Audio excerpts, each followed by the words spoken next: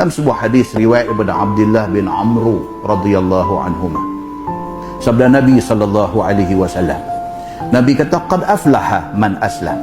Nabi kata untunglah orang yang jadi orang Islam di atas dunia ni. Wa ruziqa kafafan.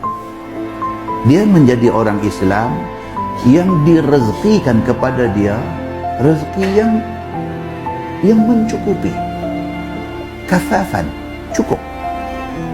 Kalau Tuhan bagi dekat dia 3,000 sebulan, 3,000 cukup untuk dia.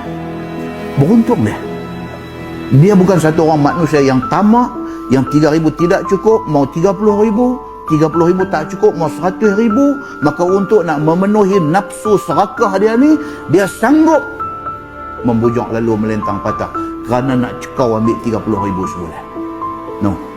Tapi Allah bagi dekat dia banyak mana pun, kafafan. Benda tu cukup bagi dia. Wa qanna'ahu Allahu bima atahu. Nabi kata, dan Allah jadikan hati dia ada sifat qanaah. Qanaah ni maksud dia apa tuan-tuan? Cukup. Apa yang Tuhan bagi cukup.